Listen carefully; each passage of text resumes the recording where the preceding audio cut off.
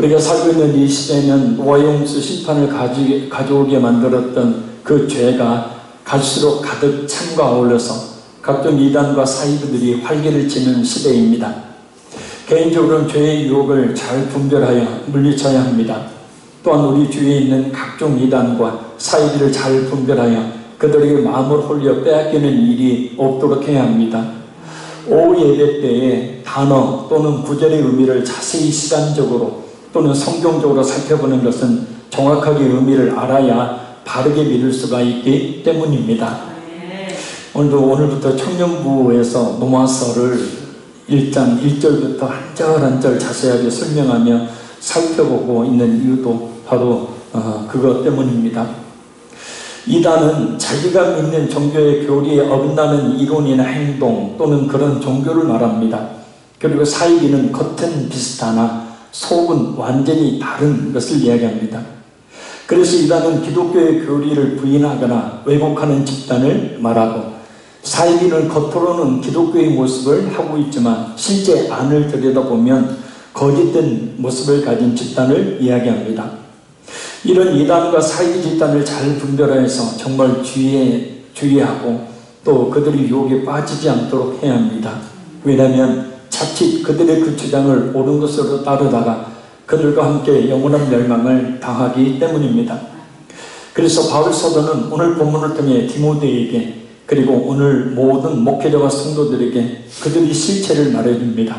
성령 하나님께서 역사해 주심으로 오늘 말씀을 통해 바른 분별력을 가져서 우리 자신의 믿음을 잘 지키는 흔들리지 않는 믿음을 가질 수 있기를 바랍니다. 우리 1절 말씀 같이 한번 읽겠습니다. 그러나 성령이 밝히 말씀하시기를 후일에 어떤 사람들이 믿음에서 떠나 미혹하는 영과 귀신의 가르침을 따르리라 하셨으니 아멘. 고대 유대교는 성령을 특별히 신적 영감을 받아 말하는 것이라고 하는 예언과 연결을 시켰습니다. 왜냐하면 당시에 교회를 향한 하나님의 말씀이었던 이 예언은 곧 성령으로 말미암아 임하기 때문입니다. 이 성령이 밝히 말씀하시기를 이라는 말씀은 구약에 나오는 여호와께서 말씀하시느니라 라는 표현과 같은 말입니다. 곧 바울 사도가 선지자로서 거짓된 혹은 잘못된 선지자를 향해서 성도들 향해서 성령의 감동하심으로 오늘 본문을 말하고 있음을 이야기합니다.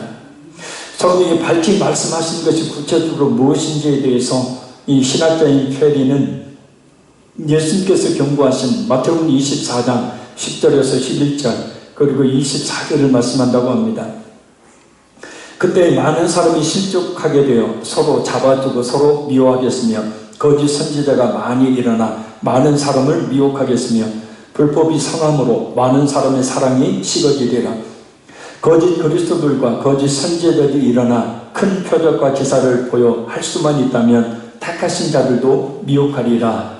아멘. 거짓 그리스도들과 거짓 선지자들인 이단과 사이비들이 언제 나타난다고 합니까? 바로 후일에 곧 말세를 이야기합니다. 이단은 시작에서 이미 시작이 되었습니다. 왜냐하면 메시아이신 예수님께서 이 땅에 오셨기 때문입니다. 따라서 이날은 예수님의 초림 때부터 재림 때까지를 의미하는 말로 예언에서 언급된 때가 이제 당면한 위험으로 도래하고 있음을 당시의 시점에서 보면 알 수 있습니다. 그리고 이 같은 일은 예수님 당시에도 그랬고 바울 당시에도 그랬고 또한 지금 이미 도래한 문제이죠. 이것은 예수님께서 이 땅에 오실 때까지 계속 발생하는 일들입니다. 어떤 일일까요? 바로 배교가 일어나고 악한 마귀의 거짓된 가르침에 많은 사람들이 속게 되는 일입니다. 믿음을 떠나라는 말은 원어를 보면 무엇으로부터 떨어져 서게 될 것이다. 떠나다, 신앙을 버리다 라는 뜻입니다. 그러니까 예수 그리스도를 통한 하나님에 대한 믿음에서 떨어져 나가서 다른 데 서 있다는 거예요. 이것은 믿음이 떠나는 것, 곧 배교입니다. 기독교를 버리고 헛된 종교, 헛된 사상에 빠지는 것, 그것을 배교라고 하죠. 특별히 당시에는 영지주의와 그들의 가르침에 미혹을 당한 자들이 자신들은 결코 믿음을 떠난 것이 아니라 더 큰 믿음을 지닌 자들이라고 주장했었습니다. 지금의 신천지 보십시오. 하나님의 교회 기타 여러 이단들과 사이비들 보십시오. 자신들의 신앙이 아주 절대적으로 옳고 성경적이라고 주장하는 그런 모습을 보이고 있는 것, 이것이 바로 오늘 본문의 말씀입니다. 당시 에베소 교회는 양대 이단인 유대주의적 율법주의와 영지주의의 위협에 직면해 있었습니다. 유대주의적 율법주의는 예수 그리스도를 구약에서 예언한 선지자로 메시아로 믿기는 하면서도 구원은 믿음으로가 아니라 바로 구약의 모세의 장세의 출애굽기 레위기 민수기 신명기 모세 오경의 그 율법을 문자 그대로 지켜야 한다, 얻을 수 있다라고 주장하는 이단이었습니다. 영주주의는 당시 헬라 철학의 영향을 받아서 인간의 영혼날을 중시하고 이 육체를 경시하는 그런 주의입니다. 그래서 한편으로는 극단적인 근혹주의를, 다른 한편은 육체적 쾌락주의를 주장하면서 또 그리스도의 신성은 인정하되 인성은 인정하지 않았던 이단을 이야기합니다. 왜냐하면 육체는 더럽고 오염된 것이기 때문에 거룩하신 하나님이신 예수님이 이런 이 더럽고 오염된 사람의 몸을 입고 오실 수가 없다고 주장했기 때문입니다. 중요한 것은 이러한 이단과 사이비의 배후에 미혹하는 영이 있다는 거예요. 그들이 이단과 사이비 집단을 조종한다는 겁니다. 불순종의 아들들 가운데 역사하는 영이라. 오늘 본문에 미혹하는 영에서 미혹하다는 말은 이 속이는 이라는 뜻이죠. 그래서 속이는 영은 사람들을 속여서 거짓을 참으로 고지 듣게 만들어서 바른 믿음에서 떠나게 하는 그런 영적 존재를 이야기합니다. 그러니까 거짓을 참으로 고지 듣게 만들어버리는 거예요. 신천지의 교리 보십시오. 진짜 그럴듯하죠. 근데 조금만 성경에 대한 눈을 뜨고 보면 엉망진창입니다. 그래서 그들의 가르침은 성령님의 가르침이 아니라 귀신의 가르침이다. 이 귀신의 가르침은 귀신의 교훈을 이야기합니다. 마귀는 타락한 천사들의 우두머리, 귀신은 그 하수인들인 타락한 천사들을 말합니다. 사람이 죽으면 귀신이 되는 것이 아니죠. 사람이 죽으면 귀신이 될 수가 없죠. 우리 잘 알고 있죠.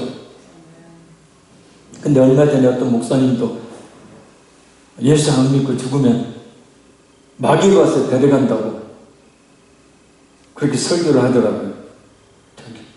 갑자기 막 정신이 혼미해졌습니다. 자, 사람이 죽으면 귀신이 되는 게 아니고 사람이 죽으면 귀신이 될 수가 없어요. 마태복음 13장 41절 42절 말씀입니다.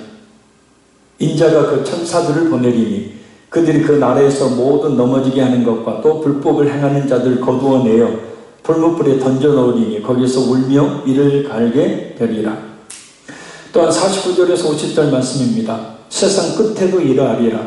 천사들이 와서 의인 중에서 악인을 갈라내어 불못불에 던져 넣으리니 거기서 울며 이를 갈리라.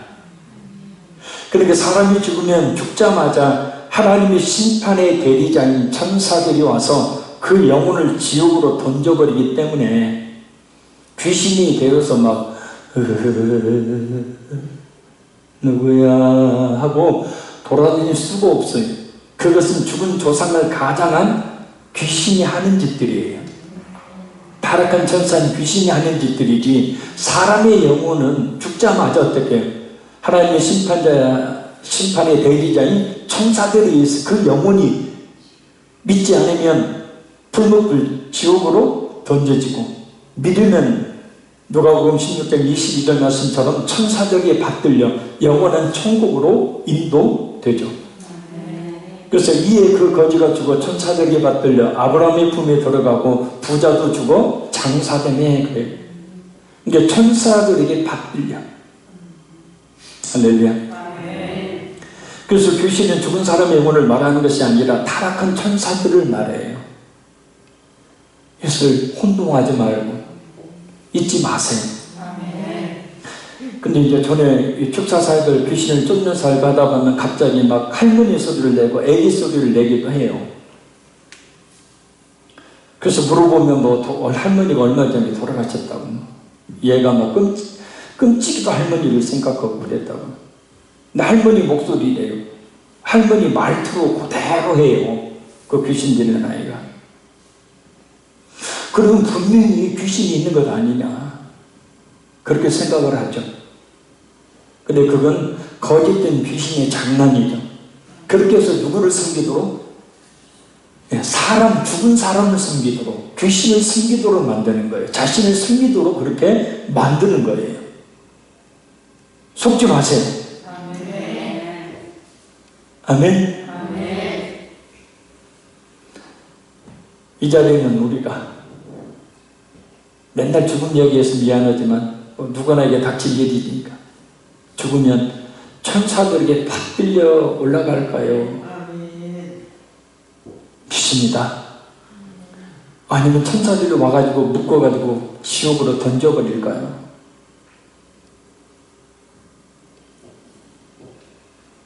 그렇게 던져지는 성도는 하나도 없어야 됩니다. 그래서 가장 중요한 것이 복음이에요. 예수님의 복음. 복음을 듣는 게 제일 행복하고 그게 제일 축복된 일이에요. 그 믿음으로 말미암아서 천사들이 받들려 아브라함의 품에 들어가. 자, 그래서 이 타락한 천사들은 자신들의 우두머리인 마귀의 지배 아래서 하나님을 대적하는 일을 합니다. 어떻게 대적을 하냐면 사람들 하여금 예수님을 믿어 하나님의 자녀가 되지 못하도록 막는 거예요. 또한 이단과 사이비들을 따르도록 미혹하는 겁니다. 오직 세상의 것만 보고 달려가게 만들어요. 신앙의 게으르고 나태하게 만들어요. 교회에 언제든 한번 나가면 되지 하는 생각 가지고 그냥 살게 만들어요. 예수님 앞에 더 가까이 나와서 예수님 인격적으로 만나는, 아까 우리 권사님 기도처럼 인격적으로 만나는 그런 신앙이 아니라 그냥 겉도는 신앙이에요.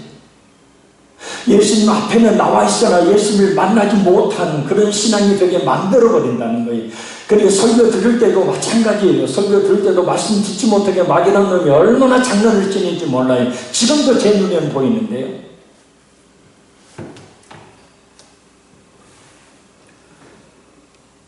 혹시 좀 졸다가 아이고 그럼 나는 마귀 들었다는 얘기인가? 그게 아니고요.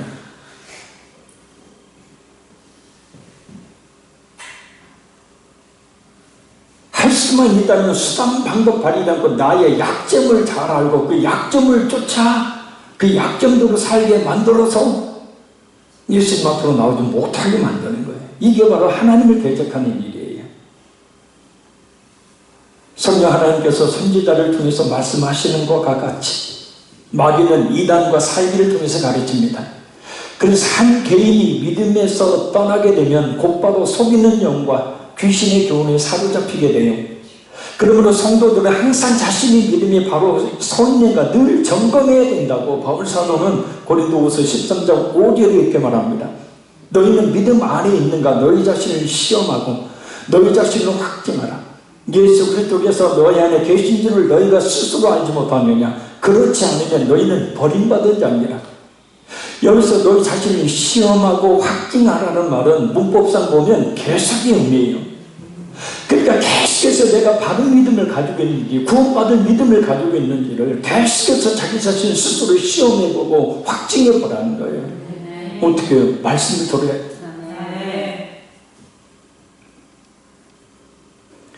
그래서 목회자는 늘 예수님의 십자가에 피 묻은 복음, 바른 진리의 말씀을 전해서 바른 믿음을 갖게 하고 그런 미혹에도 흔들림이 없는 믿음을 갖도록 말씀을 전하고 또한 가르쳐야 합니다.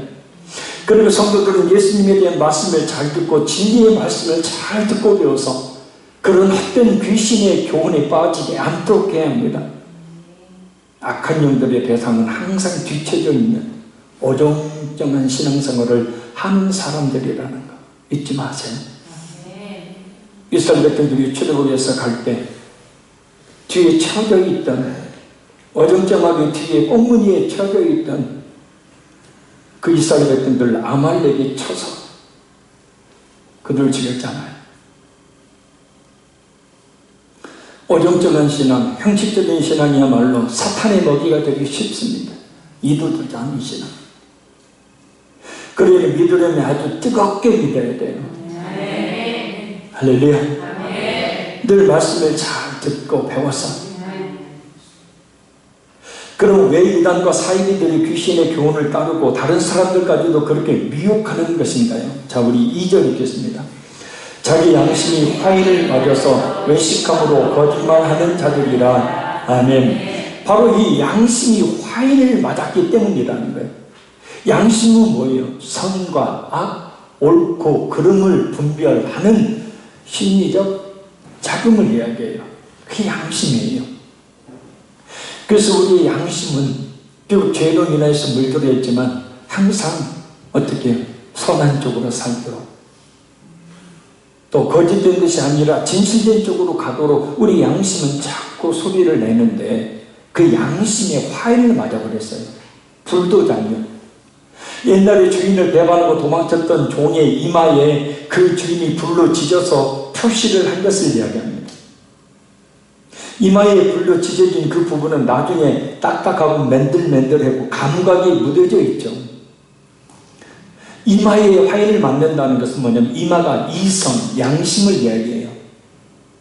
그래서 양심이 이와 같다는 것은 결국 양심의 본래의 역할이 진실을 쫓는 것이 아니라 진실을 쫓지 못한다는 겁니다.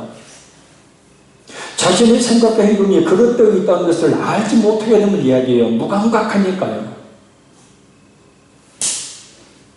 결국 하나님의 말씀을 따라 사탄의 도구가 되어서 부패를 일삼고 이익과 교회에 악영향을 끼치게 됩니다. 그리고 이들의 특징은 오늘 본문을 보면 두 가지 이야기해요. 첫째는 뭐요? 외식합니다. 어디 레스토랑 가서 외식한다는 얘기가 아니고 오늘을 보면 무대 위에서 연기하는 자라는 뜻이에요. 외식이. 그러니까 누군가를 연기를 하긴 하는데 자신이 그 사람은 아니라는 거예요. 본심에도 없는 말과 행동으로 함부로 하는 것을 이야기하죠. 그래서 이단들 보십시오. 얼마나 연기를 잘하는지 몰라요. 얼마나 뻔뻔하게 거짓 진리를 마치 진리인 것처럼 말하는지 모릅니다. 자신들이 잘못되었다고 성경적으로 말하면 거품 물고 달려들어 자신들이 옳다고 주장을 합니다. 둘째, 거짓말을 합니다. 양심이 화인을 맞아 언제든지 거짓을 서슴없이 하네요. 그들이 옳다고 말하는 그 교리가 거짓되고 그 거짓된 것을 따르도록 하기 위해서 온갖 거짓말과 거짓된 행동을 서슴지 않는다는 거예요. 유명한 주석가이자 신학자인 핸드릭슨이 양심이 화인 맞는 과정을 이렇게 설명했어요. 첫째, 거짓말을 계속함으로 성령이 근심하도록 한다. 둘째, 성령을 반대한다. 셋째, 성령으로 하여금 떠나시게 한다. 넷째, 성령을 거스려 반역하게 한다. 다섯째, 따라서 양심의 기능은 어두워지고 굳어지게 된다. 그러니까 말씀을 통한 성령님의 역사하심을 거스려요. 듣지 않아요. 반대만 하다 보면 결국에는 양심이 그 기능이 어두워지고 굳어져서 진리를 분별하지 못하고 뭐가 옳고 그른지를 모르게 되는 상태에 빠지게 된다는 거예요.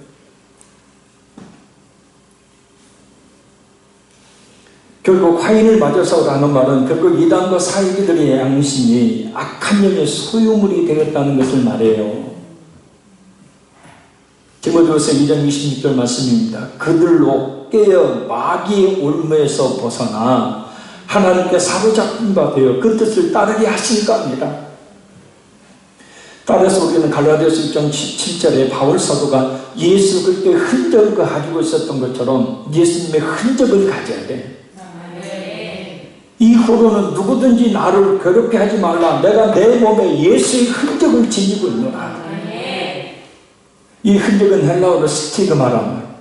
이 고대 사회에서 주인이 노예에 대한 자신의 소유권을 나타내기 위해서 노예의 몸에 낙인을 찍는 것을 가리키는 말입니다. 아까 그 화인하고 똑같은 뜻이에요. 흔적이. 그런데 이 흔적은 바울이 사도로 부름을 받은 또 예수님의 소유가 된 흔적을 이야기합니다. 고린도후서 11장 22절에서 27절에 말씀하고 있듯이 예수님의 그 피 묻은 복음 증거하다가 바울 사도가 그로 인해서 받게 된 고통과 고난의 상처를 가르쳐요.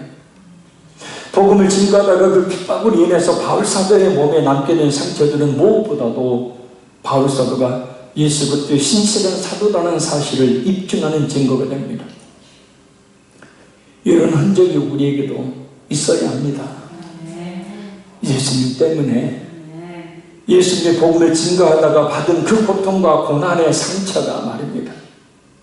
그것은 우리가 진정 예수님을 믿는 성도라는 확실한 흔적이 됩니다. 이 통닭을 투격하는 어떤 사람의 팔에 여기저기 기름에 대인 흔적들이 있었어요. 직업에 따라서 그 흔적들이 몸에 생기는 것을 많이 봅니다. 예수님을 믿는 우리들에게도 마땅히 예수님 때문에 생긴 흔적이 있어야 합니다. 무엇보다 이 흔적 화인은 바울 사도가 성령의 인치심을 받았음을 이야기해요. 사실상 성령을 받지 않는 사람은 예수님의 것, 예수님의 소유가 아닙니다. 그래서 하나님은 성령을 보내셔서 성령을 그 마음에 화인처럼 찍으셔서 마음에 임재하게 하셔서 그 성도를 하나님의 소유로 삼으시는 거죠. 그래서 진짜 그 성도가 예수님의 것이 되고 예수님에서 기꺼이 살 수 있는 진정한 그리스도인이 되게 되는 겁니다.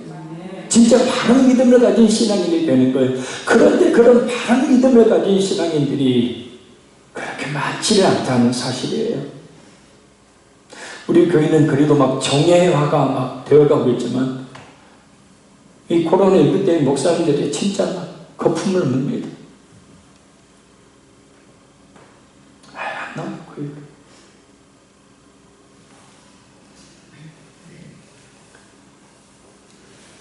정리하면 외식함으로 거짓말하는 자들이라 라는 말은 이 페리라는 신학자에 의하면 엄청난 거짓말쟁이를 나타내는 훌륭한 고어이다 라고 했어요. 그러니까 이단과 사이비들이 사람들을 자신들의 집단에 끌어들이기 위해서 선행과 착함의 모습을 보이는데 그것은 결국 거짓된 거라. 그래서 속지 말아야죠. 정말 잘 분별해야죠. 나한테 잘해주는데 그렇게 착하고 선하게 대해주는 사람이 왜 이단이고 사이비라고 이야기합니까? 예수 믿는 사람들은 나한테 그렇게 잘 대해주지 않았어요. 근데 저 사람들은 진짜 착해요. 진짜 나한테 잘해줬어요. 나를 잘 대해줬어요. 내가 아플 때 교회에서는 거듭도 붙지도 않았는데 내가 아플 때 저 사람들은 와가지고 본죽 한 그릇 사오고요. 약도 사다 줬어요. 근데 저렇게 선하고 착한 사람들이 왜 이단이고 사역입니까? 바로 그렇게 해서 그런 거짓된 행동으로 말미암아서 영혼을 멸망으로 끌고 가기 때문이에요. 고린도후서 11장 14절에서 15절 말씀입니다. 그들은 얼마든지 자신들을 광명의 천사로 의의 일꾼으로 쉽게 가장한 존재들이기 때문에 광명은 천사, 천사처럼 자신을 가장해요. 얼마나 선하고 착하게 사는지 우리가 그것을 천사 같다 그러죠. 그렇게 겉으로 그런 삶을 사는 것처럼 보여요. 신천지 이난이도 뭐 자기는 재산 교회에서 그 집 거기에서 사립도 안 받는다고 재산이 수백억이죠. 빼돌린 돈이.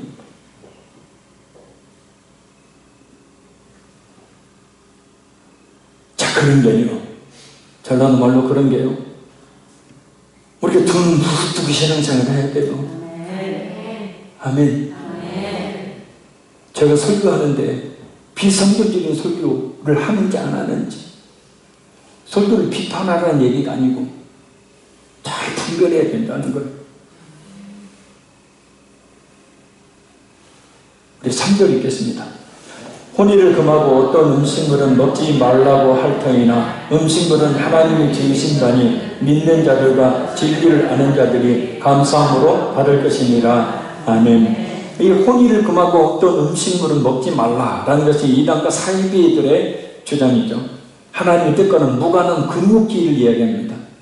고대 헬라의 금육주의 일파인 에세네파가 그리고 테라비테파, 그리고 동방의 다른 작은 종파들은 지금도 결혼을 금지하고 있죠. 그 사제들.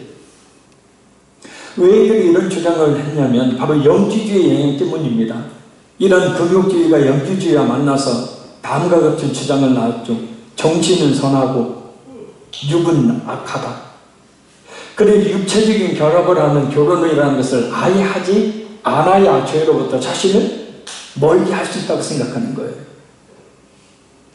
그래서 그들은 육신의 생각을 제함으로 보다 고결한 삶을 살고자 했고, 그래서 그들은 결혼을 하지 않고 부정한 음식 또한 먹지 않았습니다. 그러나 혼인은 하나님이 만드신 제도이고, 고린도전서 7장을 보면 바울사도는 결혼을 정죄하지 않습니다.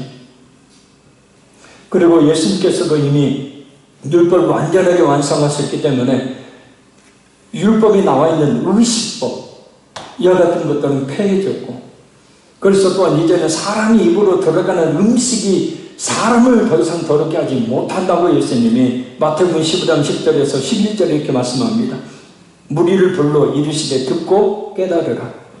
입으로 들어가는 것이 더러운 것이 아니라 사람을 더럽게 하는, 더러운 것이 사람을 더럽게 하는 것이 아니요 입에서 나오는 그것이 그 사람을 더럽게 하는 것입니다. 할렐루야.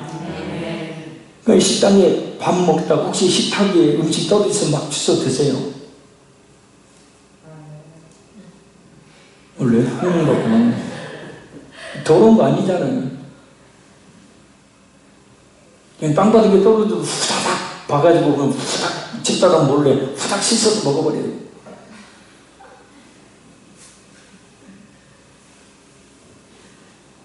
집에서도 싱크대에서 떨어진 거 몰래 후다닥 씻어서 먹어버려요.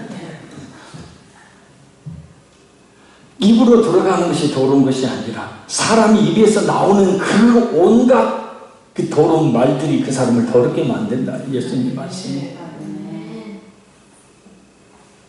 오직 하나님께서 금하시는 금욕생활은 결혼과 음식이 아닙니다. 로마서 13장 13절에 14절 말씀입니다. 낮에와 같이 단정히 행하고 방탕하거나 술 취하지 말며 음란하거나 호색하지 말며 다투거나 시기하지 말고 오직 주 예수 그리스도로 옷 입고 정욕을 위하여 육신의 일을 통호하지 말라. 아멘. 음식물은 하나님이 지으신 바니 믿는 자들과 진리를 아는 자들이 감사함으로 받을 것입니다 라고 말씀합니다. 왜 이 말씀이 나오냐면 당시에는요 온통 그리스도 또 로마 교황의 신들을 만나고 섬겼잖아요. 주로 신으로. 그러니까 그 신들에게 바쳐졌던 제물들, 그 제물들을 너무 양이 많으니까 어떻게 하냐면 그 사제나 여사제들이 먹기도 하고 나머지는 시장에 내팔아요. 그러면 시장에 내팔면 이 고기가 우상의 제단에 바쳐졌던 고기인지 아니면 그냥 동물의 고기인지 분별할 수 없다는 거예요. 근데 금욕주의에 빠진 사람들은 어떻게 해요? 어떤 고기도 안 먹는 거예요. 왜요? 혹시라도 제단에 바쳐졌던 그 고기를 먹으면 자신이 부정해진다고 생각했기 때문이에요. 근데 모든 것이 하나님 것을 지으신 것이니 속되다고 생각하지 않고 먹으면 아무런 문제가 없다는 거예요. 할렐루야. 로마서 14장 14절 말씀입니다. 내가 주 예수 안에서 알고 확신하노니 무엇이든지 스스로 속된 것이 없으되 다만 속되게 여기는 그 사람에게는 속됩니다. 물론 우상 앞에 바쳐졌던 재물을 그 우상 앞에서 먹는 행위는 그 우상과 교제를 나누는 의미이기 때문에 그 자리에서 먹어서는 안 돼요. 그러나 상을 치면서 나오는 음식들 같은 경우는 꺼리낌 없이 그냥 먹어야 돼요. 상관없어요. 고린도전서 8장 7절 말씀입니다. 그러나 이 지식은 모든 사람에게 있는 것은 아니므로 어떤 이들은 지금까지 우상에 대한 습관이 있어 우상의 제물로 알고 먹는 거로 그들의 양심이 약하여지고 더러워지느니라. 그러니까 어떤 사람들은 벌벌벌 떨어요. 그래서 그 우상에 바쳐졌던 그 고기를 혹시라도 정육점에 가서 사서 먹으면 자신이 부정이 될까봐 그렇게 하는 사람들은 결국은 자신의 그 양심이 약화해지고 더러워지게 된다. 뭔 얘기냐면요, 더럽다고 하는 것은 하나님의 선하신 말씀보다 귀신들의 더럽힘이 더 영향이 있음을 인정하는 것이잖아요. 그게. 그죠? 그래, 모든 음식은 감사함으로 먹으면 돼요. 그래서 밥 먹을 때 제발 우리 권사님들, 집사님들 밥 먹을 때 기도합시다 하고 먹지 말고 좀 감사하고 좀 오래 좀 기도를 하시라고요. 근데 절대 라면이나 국수를 시켜놓고는 오래는 하지 말고 퍼지면 또 받았어. 꼭 눈치 없게 그냥 권사님 기도시켜놓으면 그 국수 시켜놨는데 그냥 불이 터지도록 그냥 기도를 오래 하느냐.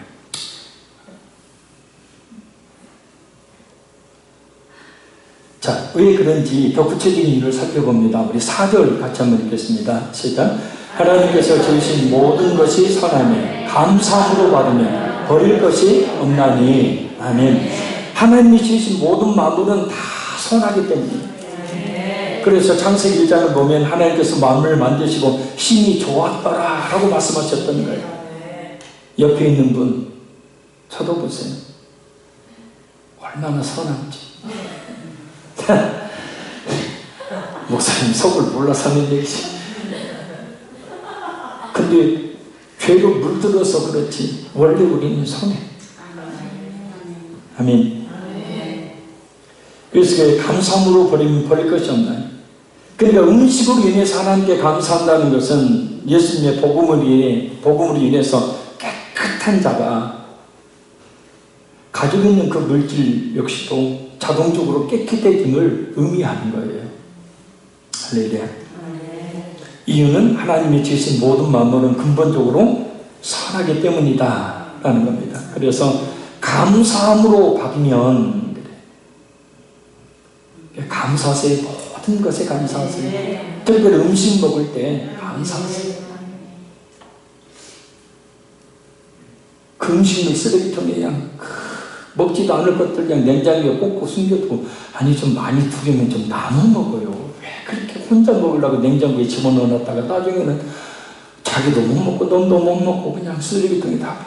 우리 여기 배 꽃밭등의 아파트도 보면 꽃간이 썩어갖고 막 그냥 버려지고, 사과도 썩어갖고 그냥 통째로 버려지고 막. 아니 좀 나무 좀 어디 붙나요?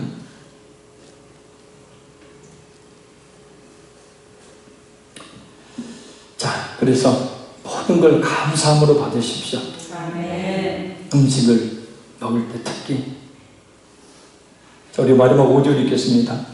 하나님의 말씀과 기도로 거룩하여지니라. 아멘. 이 배경이 좀 있어요. 구약시대의 성전에 있던 물건들이 그 자체가 거룩한 것은 아니지만 거룩하신 하나님이 그곳에 계시기 때문에 거룩한 것으로 취급받았던 것처럼 음식물과 모든 것이 하나님께로부터 왔음을 고백하고 감사함으로 먹는다면 그 식물은 거룩하다고 할 수 있다는 거예요.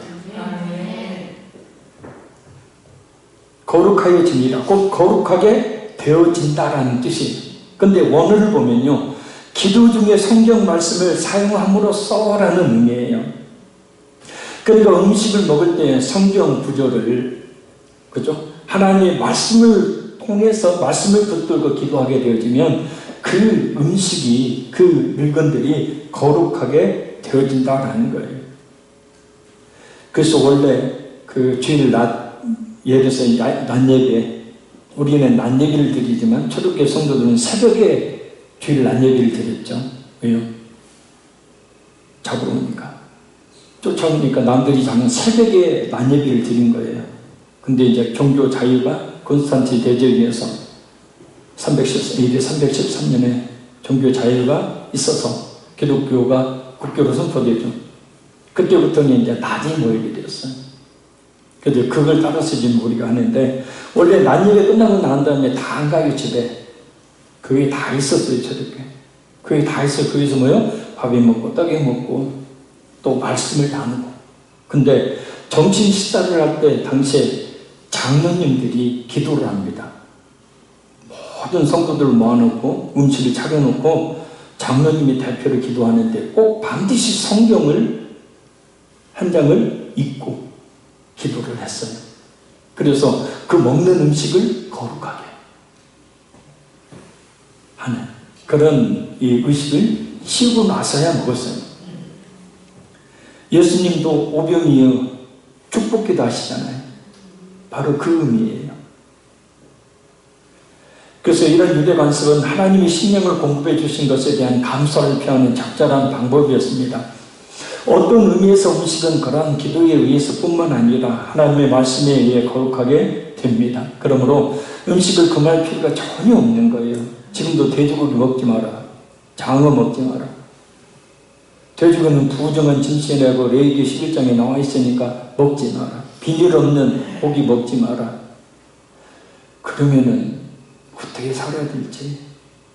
그건 율법이잖아요.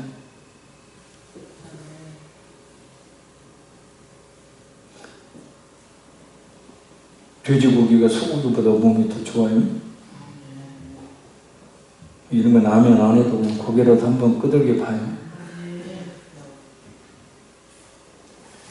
자, 그래서 우리가 기도할 때, 우리가 성경 말씀을 사용할 때 모든 것은 거룩해진다. 우리를 거룩하게 하는 것은 결국은 말씀과 기도밖에는 없다는 겁니다. 그러니 늘 말씀을 읽고 들으며 뜰게 기도함으로 우리 자신을 거룩한 참된 그리스도인이 되게 해야 합니다. 내가 거룩해지면 우리 가정도 우리 자녀들도 거룩의 영향을 받게 되어 있습니다. 내가 보지 못하는데 더러운 영향이 자녀들에게 전해져요. 이 미친 일입니다. 그래서 바른 신앙생활을 하라는 얘기예요. 영적인 것은 아주 박이라는 놈이 민감하게 자자손손 이해가게 만들거든요. 결론적으로 말씀드립니다. 우리가 살고 있는 이 시대는 노아 용서 심판을 가져오게 만들었던 죄가 갈수록 가득 차는 시대, 아울러 각종 이단과 사이비들이 활개를 치는 시대입니다. 개인적으로 죄의 유혹을 잘 분별해 물리쳐야 되고, 중요한 것은 우리 주위에 눈만 뜨면 보이는 각종 이단과 사이비들을 잘 분별해서 그들에게 이 마음이 홀려 빼앗기지 않도록 해야 합니다. 이 말세에 거짓된 이단과 사이비들은 그들의 그 거짓된 잘못되고 왜곡된 교리와 사상으로 믿는 성도들에게조차도 믿음에서 떠나게 만들려고 해요. 그들의 배후에는 누가 있기 때문에? 미혹하는 영이 있기 때문에, 귀신들이 있기 때문이에요. 그래서 사람들을 속이기 위해서 자신들을 의의 일꾼으로 광명한 천사로 가장합니다. 불신자들은 물론 믿는 성도들의 마음을 빼앗아서 그래서 멸망으로 끌고 가려고 합니다. 겉으로 보기에는 착하고 선한데 그것이 거짓된 능력이라는 것. 그러니 예수님의 피 묻은 그 복음의 말씀, 진리의 말씀을 잘 듣고 배워서 우리 자신의 믿음을 바로 세우며 늘 점검해 나가는 우리 모두가 되시기를 바랍니다. 어정쩡한 신앙, 형식적인 신앙이야말로 사탄이 가장 먼저 노리고 있는 것입니다. 그래서 양심의 화인을 맞아버리면 그때부터는 죄가 죄인지도 모르고 그냥 살아가. 그게 아니라 우리는 성령의 인침을 받아들 점이 있습니다. 특별히 예수님의 복음을 증거하다 겪는 고난과 고통의 상태의 흔적을 가지도록 해야 합니다. 우리가 주님 앞에 섰을 때 보여줄 것이 있어야 된다. 뭘 보여주시겠습니까? 주님을 위해서 산 적이 없는 것이 아니라 주님을 위해 살다가 겪었던 일들을 그 흔적들을 보여준다면 우리 주님 얼마나 기뻐하실까요? 하나님께서 주신 모든 것은 선하니 무엇이든 기도와 말씀으로 거룩해지도록 해야 합니다. 우리를 거룩하게 하는 것은 말씀과 기도밖에 없습니다. 그래서 우리가 거룩해짐으로 우리 교회를, 우리 가정을, 우리 자녀들을 거룩하게 만드는 그런 좋은 영향력을 미치는 우리 모두가 되기를 간절히 소원합니다. 기도하겠습니다. 살아계신 아버지 하나님, 우리가 살고 있는 이 시대에 노아의 홍수 심판을 가져오게 만들었던 죄가 갈수록 가득 참가 올라 각종 이단과 사이비들이 활개를 치는 시대입니다. 개인적으로 죄의 유혹을 잘 분별해 물리치게 하시고, 또한 우리 주위에 있는 각종 이단과 사이비를 잘 분별하여 그들에게 마음을 흘려 빼앗기지 않도록 도와주시기를 간절히 원합니다. 이 마시아 거짓된 이단과 사이비들의 그 잘못되고 왜곡된 교리와 사상으로 믿는 성도들조차도 미혹하려면 이때에, 그 배후에서 악한 영들이 역사하고 있는 이때에 사람을 속이기 위해서 자신들의 의의 일꾼으로 광명한 전설로 가장하며 믿는 성도들의 마음을 빼앗아 멸망으로 끌고 가려고 하는 이때에 참으로 정신 바짝 차리고 하나님의 말씀을 통해서 바르게 분별하여 물리칠 수 있는 게 도와주시기를 간절히 원합니다. 어정쩡한 신앙, 형식적인 신앙이야말로 사탄이 가장 노리는 먹잇감이 된 줄 아오니 주님, 더욱더 뜨거운 믿음을 가질 수 있도록 도와주시고, 무엇보다 우리 양심의 화의를 맞는 것이 아니라 성령의 인치심을 받는 우리 모두가 되게 주여 함께하여 주옵소서. 예수님의 살다가 겪는 고통과 고난의 그 상처의 그 흔적을 가져서 그 흔적을 우리 주님 앞에 보여줄 수 있는 삶을 사는 저희들에게 인도하여 주옵소서. 하나님께서 주신 모든 것은 선하니 무엇이든 기도와 말씀으로 거룩해지도록 우리 말씀과 기도밖에 없사오니 우리 자신을 거룩하게 하고 그 거룩함이 흘러서 우리 가정을 또 우리 자녀들을 거룩한 하나님의 백성으로 만드는 역사가 있게 함께하여 주옵소서. 믿사오며 예수님 이름으로 기도합나이다. 아멘.